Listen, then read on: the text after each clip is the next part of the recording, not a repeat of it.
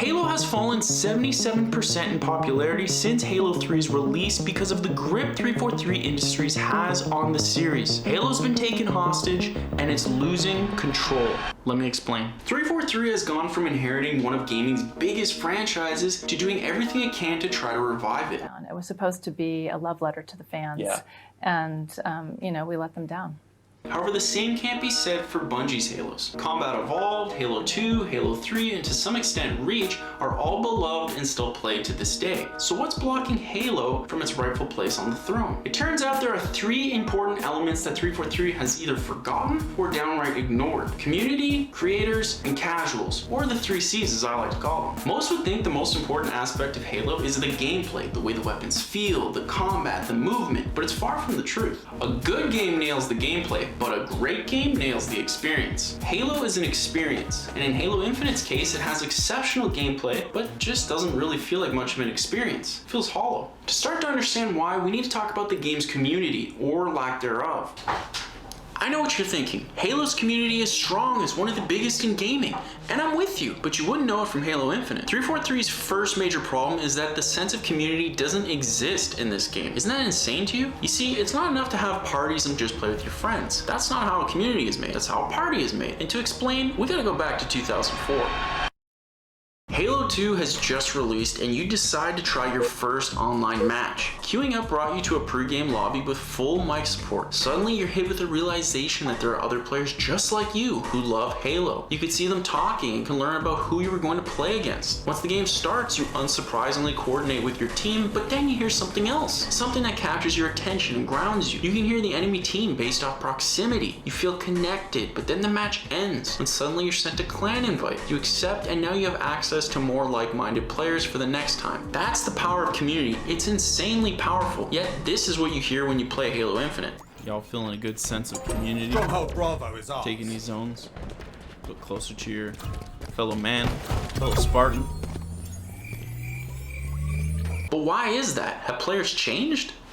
Yes and no. Parties are supported as fire teams, but you can't really see who's in your party without digging through, nor can you really see who's talking. I mean, this is kind of crazy. We're in 2022 and this is still a thing. This has been fixed since Halo 2. Chat is supported, although you can only really talk to your team, and even then, it's pretty unforgiving what you can actually say. There are no pre- and post-game lobbies, and in fairness to 343, proximity chat hasn't really been a thing for years. 343 isn't alone. In most modern multiplayer games, if not all of them, the feature has been removed due to toxic behavior. And in their defense, it does kind of make sense so folks can play online safely without being harassed. And I totally get it. However, something's lost, something's missing, and that's a lack of choice.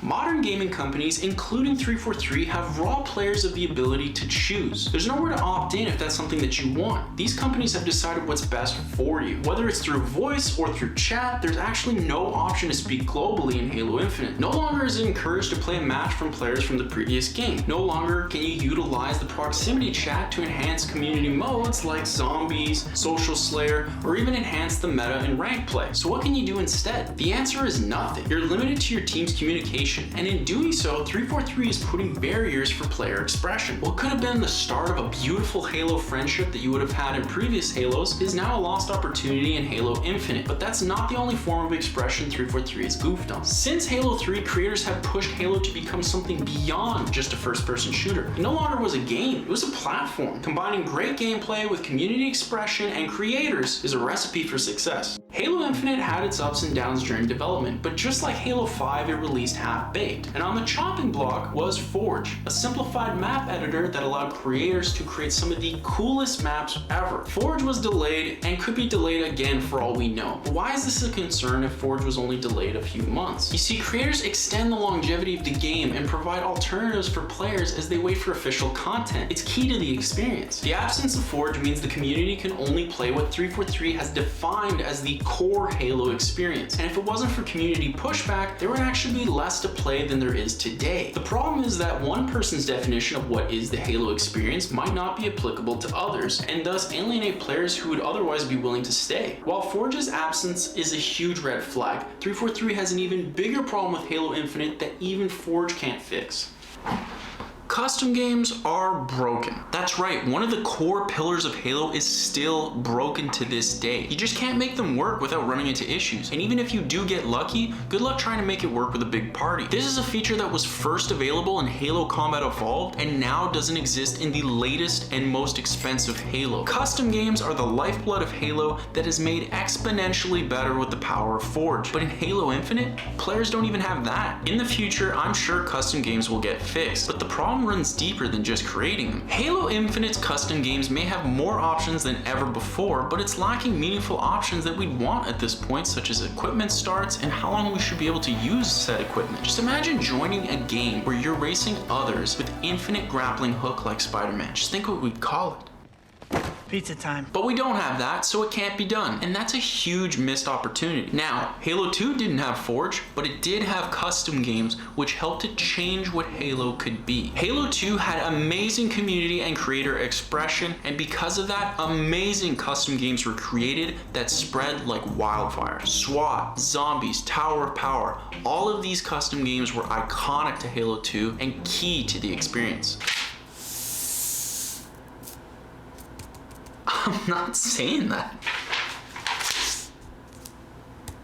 Now that I can get behind. I'm coming for you, Timothy. So make sure to spank that beautiful subscribe button so we can destroy Timothy Hortons. We're 4 months into Halo Infinite, and what custom games are there? Assuming they even worked, how would you even find them? Bungie's Halos had file share, and it was right in your face. Sharing was core to the experience, but not so much in Infinite. The game doesn't seem to care about sharing or creator expression, but there is one thing that they seem to care a lot about.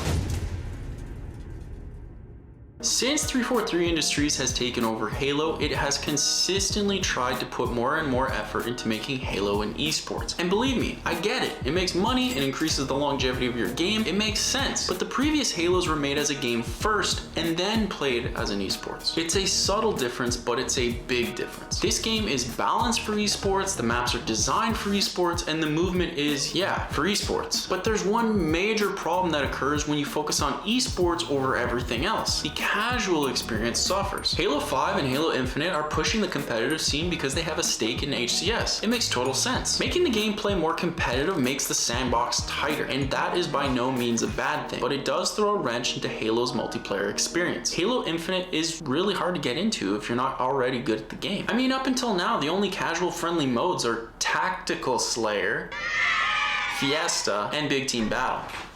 The first two weren't even planned to be permanent, and the latter is not only a pure big team battle experience, it didn't even work for most of Season 1. There's no zombies, no action sack, no team snipers, griffball, rocket race, or anything like that, but these players are incredibly important because they're the majority. They're the gateway player into becoming competitive. You can't become competitive if you don't like the game first, and you can't like the game if the casual experience is poor. It's a live service game that forgot it was a live service game. The content pipeline is bone dry, and the communication is shockingly not much better. So what can 343 do to fulfill Halo Infinite's true potential? When it comes to community expression, the answer is clear. You gotta give the player choice. For the players that want to engage in the community, then turning on the global chat, pre and post game lobby chats, or even proximity chat would go a long way. They don't have to be the default, but the option to opt in or vice versa should exist. And for those who don't want to join voice chat, that's fine, but the ping system needs to be enhanced. Right now, players can ping weapons or locations for their team with a single button press, but it should be way more powerful than that. It's 2022. Holding the ping button to group up or double tapping to orchestrate an attack would go a long way in helping players better express themselves.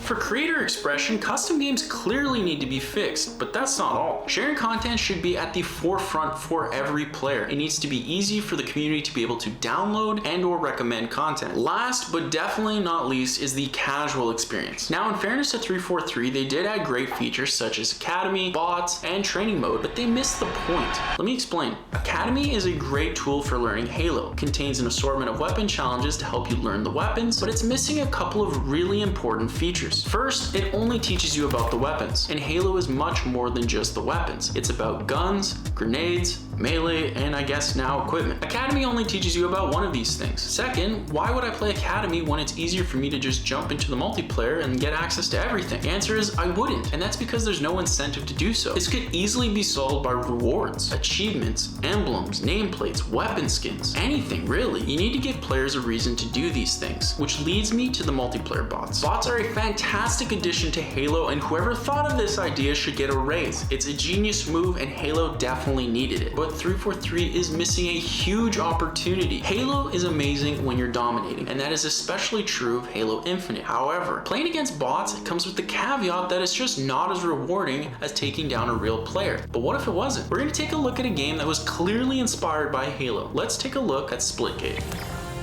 The first 10 matches of Splitgate are against bots, but you wouldn't know it because the game doesn't make it clear. It blurs the lines between bots and players and doesn't label them as bots. It then seamlessly adds real players to the game. The result is the player learns to play the game in a safe environment while being able to dominate under the illusion of a real match. It gives the player confidence, and more importantly, it makes them feel good. In contrast, Halo Infinite does two things. First, it actively lets you know when you're playing against a bot based off the name. And second, it has a dedicated bot mode instead of integrating it into the multiplayer experience based off your player's skill. It should be seamless. Based on the level the game determines that you're at, it should be invisible to you whether you're playing against players or bots for the best player experience. These fixes will get Halo Infinite a lot closer to the experience that Bungie's Halo games had, but it's not going to solve their problem with community expression. There's actually one more thing that you need to know if you want to show 343 how to make Halo Infinite one of the biggest Halo games. And in this video, I'll not only show you the difference between you and a competitive Halo player really is, but why you're the key to making Halo Infinite one of the biggest games in history. Keep it cute.